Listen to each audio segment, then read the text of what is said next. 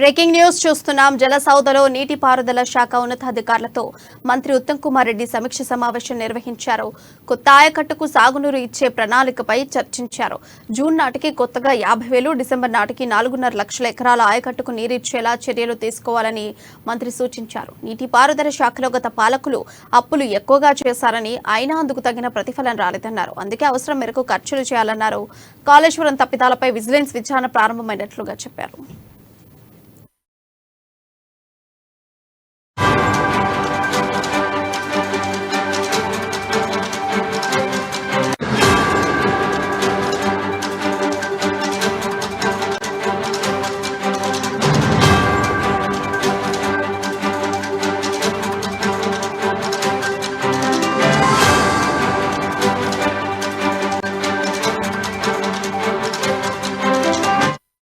జలసౌధలో నీటిపారుదల శాఖ ఉన్నతాధికారులతో మంత్రి ఉత్తమ్ కుమార్ రెడ్డి సమీక్ష సమావేశం నిర్వహించారు.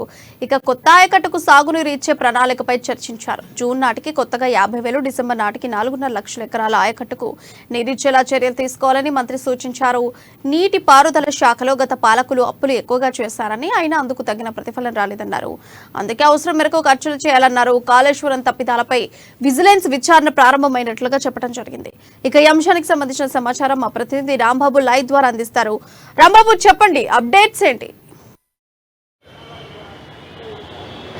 ప్రియా, జలసౌధలో ఉత్తమ్ కుమార్ రెడ్డి, అదేవిధంగా ఇటు శాఖ ముఖ్య కార్యదర్శి రాహుల్ బడ్జెట్తో కలిసి ఇటు సమీక్ష నిర్వహించడం జరిగింది. ముఖ్యంగా నీటిపారుదల శాఖ మంత్రి ఉత్తమ్ కుమార్ రెడ్డి నేతృత్వంలో జరిగినటువంటి యొక్క సమీక్ష సమావేశంలో ప్రధానంగా కాళేశ్వరం సంబంధించినటువంటి అంశాలు, అదేవిధంగా నీటి ఎద్దడికి సంబంధించినటువంటి అంశాలు, ఈ వేసవిలో ఎంత నీటిని విడుదల చేయాలనే దానిపైన కూడా దానిపైన సమీక్షలో చర్చించడం జరిగింది. మొత్తానికైతే ఈ యొక్క నీటిపారుదలకు సంబంధించినటువంటి అంశంలో ఇటు 10 టీఎంసీల వాటర్ ను కూడా ఇటు కర్ణాటక నుండి విడుదల చేసేందుకైతే రాష్ట్ర ప్రభుత్వం రేవంత్ రెడ్డి నేతృత్వంలో ఈ యొక్క వేసవిలో నీటి ఎద్దడిని తీర్చేందుకైతే అక్కడ ముఖ్యమంత్రిని కూడా కలవాలని చెప్పేసి ఒక నిర్ణయం కూడా తీసుకున్నట్టు చెప్తారు. అదేవిధంగా ముఖ్యమంత్రి ఇటు నిర్ణయం ఇప్పటికే దింపిన కాళేశ్వరం సంబంధించినటువంటి అంశంలో సిట్టింగ్ జడ్జితో విచారణ జరిపించాలని చెప్పే అంశాన్ని కూడా దానిపైన ఇప్పటికే ఇటు హైకోర్టు న్యాయమూర్తికి, ప్రధాన న్యాయమూర్తికి కూడా లేఖ రాసినట్టు కూడా స్పష్టం చేయడం జరిగింది. దీనిపైన ఇటు సిట్టింగ్ జడ్జితో విచారణకు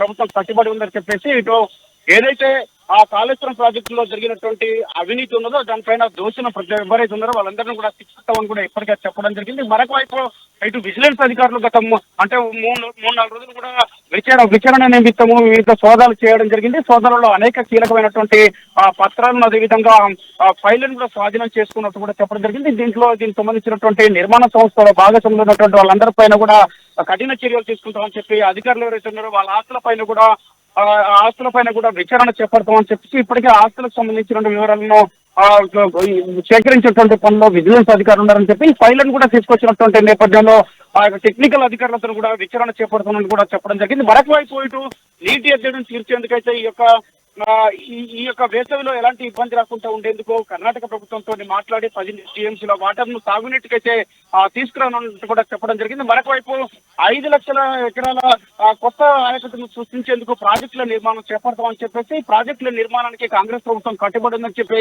కొత్త ప్రాజెక్టులు ఏదైతే త్వరితగతిన పూర్తయ్యే వాటి పైన ఖర్చు చేస్తామని చెప్పేసి గతంలో ఉన్నటువంటి బీఆర్ఎస్ సర్కార్ చేసినటువంటి, కేసీఆర్ సర్కార్ చేసినటువంటి తప్పిదాల వల్ల ప్రజలు అనేక సంవత్సరాలు వెనుకబడిపోయారని చెప్పేసి దీనికి బీఆర్ఎస్ ప్రభుత్వం, గత ప్రభుత్వం నైతిక బాధ్యత వహించాలని చెప్పి వాళ్ళపైన ఇప్పటికే విచారణ కమిటీలను కూడా వేస్తున్నట్టు కూడా ఉత్తమ్ కుమార్ రెడ్డి స్పష్టం చేయడం జరిగింది. మరొక వైపు ఏదైతే గత ప్రభుత్వంలో ఎవరైతే ఉన్నారో వాళ్ళందరూ కూడా దోషులు ఎవరైతే వాళ్ళందరినీ శిక్షించనున్నామని చెప్పేసి విచారణ ఎప్పుడైతే ఈ యొక్క వేగవంతం చేస్తామో విచారణ అధికారులు ఎవరైతే పాత్ర ఉందో ప్రమేయాన్ని కూడా స్పష్టం చేసినటువంటి దరిమిల వెంటనే వాళ్ళపైన కఠినమైనటువంటి చర్యలు తీసుకుంటామని చెప్పడం జరిగింది. పాలమూరు రంగారెడ్డి ప్రాజెక్టుకు సంబంధించినటువంటి అంశంలో కూడా ఈ యొక్క ప్రాజెక్టుకి జాతీయ హోదాను కల్పించాలని చెప్పేసి జాతీయ జలవనరుల శాఖ మంత్రి కూడా కలవడం జరిగింది. ఆయన కూడా ఈ యొక్క ప్రాజెక్టుకు జాతీయ హోదాతో పాటు దానికి నిధులను కూడా విడుదల చేస్తామని కూడా చెప్పినట్టు కూడా ఉత్తమ్ కుమార్ రెడ్డి స్పష్టం చేయడం జరిగింది. ఏది ఏమైనా కానీ మొత్తానికైతే ఇటు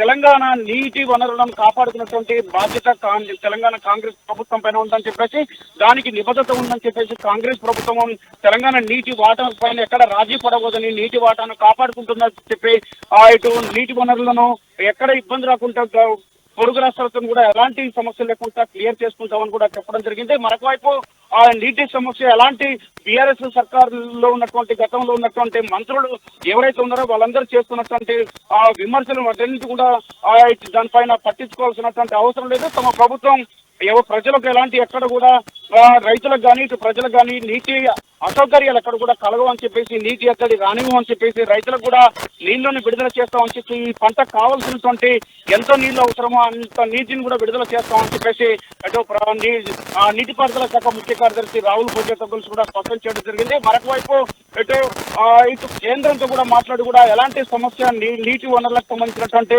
లేకపోతే ప్రాజెక్టులకు సంబంధించినటువంటి ఎలాంటి సమస్య రాకుండా చూసుకుంటామని కూడా చెప్పడం జరిగింది. కొత్త ఆయకట్టే ప్రధాన లక్ష్యంగా ముందుకెళ్తామని చెప్పేసి 5 లక్షల ఎకరాల కొత్త ఆయకట్టును సృష్టించేందుకు కొత్త ప్రాజెక్టులను కూడా నెలకొల్పుతామని చెప్పి, మరోవైపు ఈ ఏసంగిలో అంటే ఈ ఎండాకాలంలో చెరువు మొత్తం కూడా పూడికతీత పనులు కూడా చేపడతామని చెప్పేసి, జంగలను మొత్తం కూడా ఎక్కడ చెరువులలో ఉన్నటువంటి జంగలు మొత్తం కూడా క్లియర్ చేస్తామని కూడా స్పష్టం చేయడం జరిగింది. ఈ రాష్ట్రంలో గత ప్రభుత్వానికి భిన్నంగా ఈ ప్రభుత్వం ప్రజల పక్షాన రైతుల పక్షాన ముందుకు వెళ్తుందని చెప్పేసి, వాళ్ళ కోసం ఆ నీటి వనరులను స్వయంగా ఉపయోగించుకుంటుందని చెప్పేసి, ఎలాంటి ఇబ్బంది రాకుండా నీటి వనరులు ఉపయోగించుకుంటుందని కూడా స్పష్టం చేయడం జరిగింది. Rambabu, thank you for updates.